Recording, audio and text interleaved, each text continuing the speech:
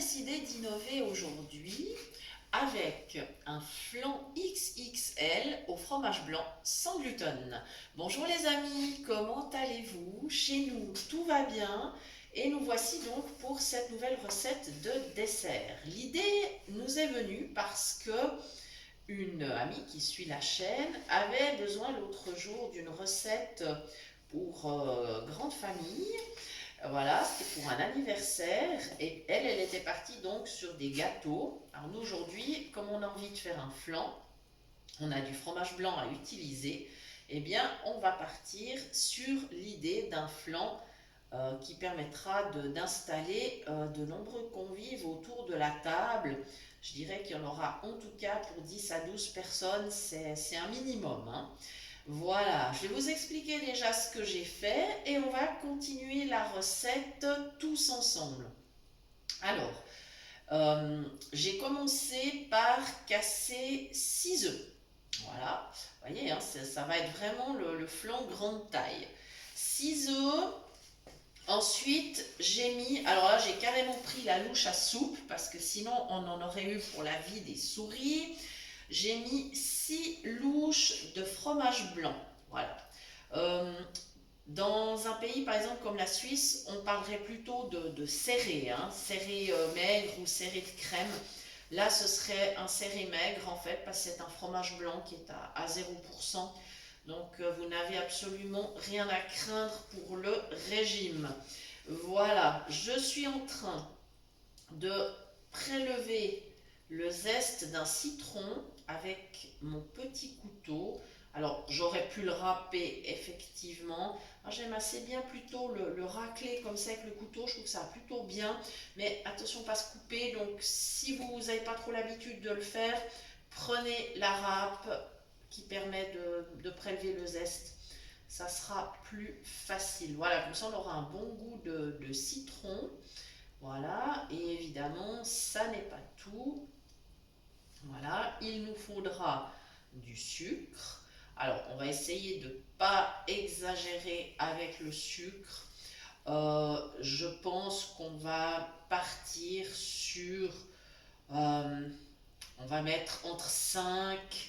Ouais, on va essayer vraiment de pas exagérer. Entre 5 et 7 cuillères, je verrai à la consistance ce dont j'ai besoin exactement. Ça, comme c'est la première fois que je le fais, celui-là, comme toujours, et ça vous le savez, c'est toujours mon poignet qui m'indique à quel moment il va falloir s'arrêter. Voilà, donc là, on est OK. Maintenant, j'ai envie d'avoir également le jus de mon citron. Alors, je le coupe en deux. Voilà. Et comme je suis en mode fainéante aujourd'hui, je ne vais même pas prendre le presse-agrumes. Je vais appuyer, je mets ma main en dessous pour récupérer les pépins parce que j'ai pas envie qu'ils tombent dans ma pâte. Et puis avec l'autre main, je presse le jus. Et comme vous vous en doutez, eh bien le jus s'écoule dans mon saladier. J'ai évidemment prévu un grand saladier, hein, puisqu'on fait une recette avec une quantité de pâte assez importante. Voilà, j'ai même pas eu de pépins en fait. Bon, j'appuie bien. Voilà. Puis je vais faire la même chose avec l'autre moitié. Voilà, donc ça c'est une astuce, hein. Vous pouvez le faire avec le citron sans problème, citron vert. Je vous déconseille avec l'orange par contre.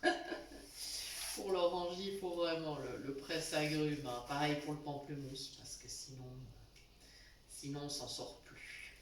Voilà, ça y est, on y est. Bon, j'aurai un bon goût de citron dans ce flan. Ah oui, j'ai quand même eu quelques pépins dans ma main. Voilà, je vais les mettre, ils iront au compost. Allez savoir, j'aurai peut-être un citronnier dans mon jardin. On verra bien. Voilà, comme ceci. Voilà, j'oublie pas de me laver les mains entre deux, ça c'est très important. Voilà, j'ai mon essuie-tout à portée de la main. Et maintenant, je vais aller chercher du sucre dans mon armoire. Voilà. Je vais m'équiper. Alors, j'espère que j'en ai assez dans le pot. Sinon, on fera une pause et on reprendra dans un instant. Alors, Alors, la cuillère à soupe. Allez, hop, hop là. Et là, on y va. Voilà, je pense que j'ai ce qu'il faut. Voilà, je dois le tasser un peu. C'est du sucre de canne. Enfin, vous connaissez les habitudes aussi. Donc, à ce niveau-là, vous savez comment je fais.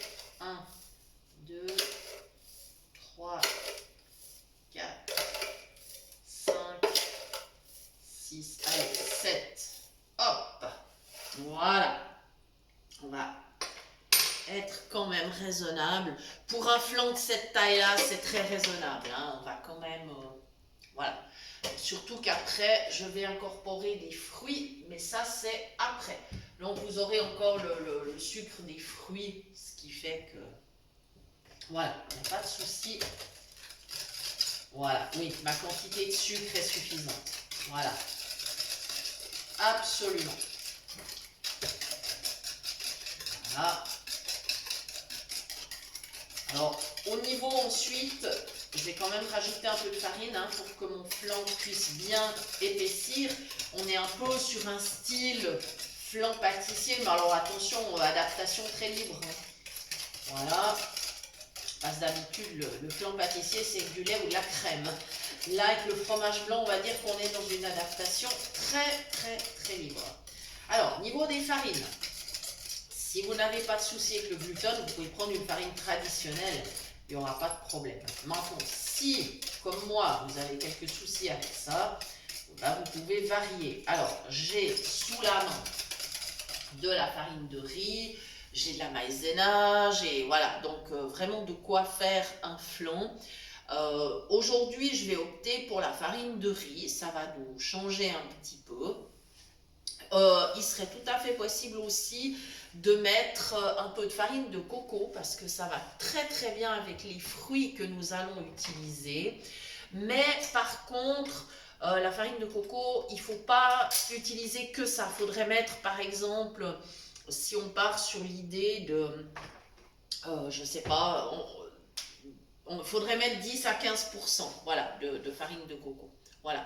Donc là, je vais attraper ma farine de riz, voilà, j'aurais pu prendre de la maïzena tout en sachant que la maïzena donnerait une texture plus épaisse, hein, voilà, mais voilà, aujourd'hui on va prendre la farine de riz, ça nous changera et on va être raisonnable, je pense qu'on va y aller sur 5 parce que c'est un flan, hein, c'est pas un cake, hein, d'accord, alors attention, des cuillères bien pleines, hein, 1,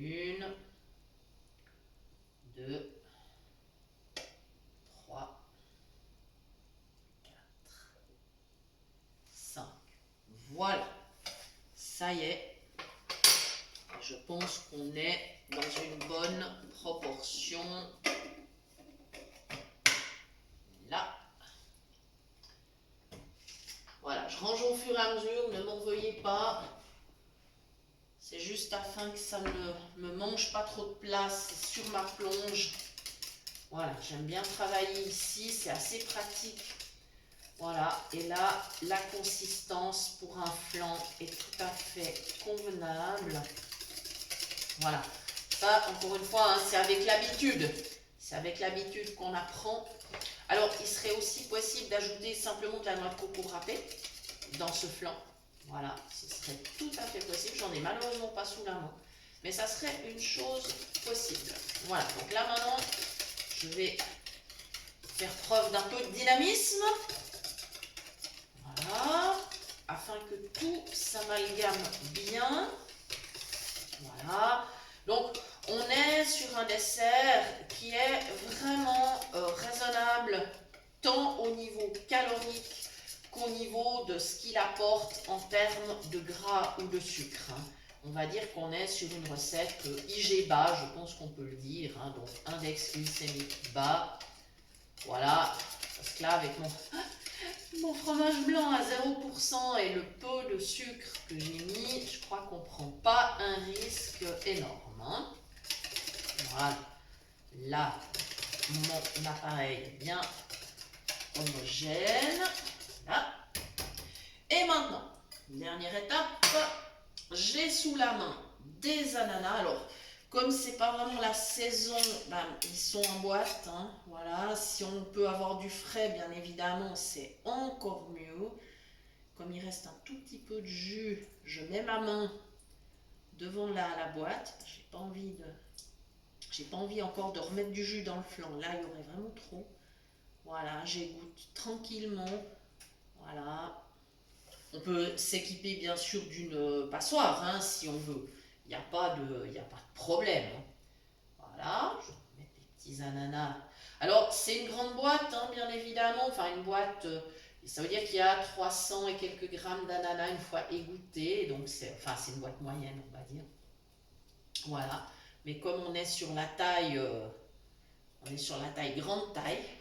Voilà. C'est bon, j'en ai plus, c'est parfait. Et alors là, c'est bon, je me rince les mains encore un coup, hein, pas le choix. Voilà. Et à ce moment-là, je vais prendre non plus le fouet pour rebrasser, parce que quand il y a les fruits, c'est pas pratique. Je prends directement la maryse. Voilà. Et quand on va verser dans le moule, alors il faut un moule grande taille aussi. Enfin, moi j'ai pris un plat anti-adhésif, hein.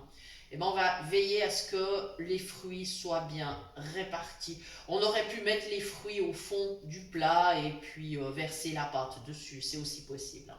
Voilà, ça va partir au four.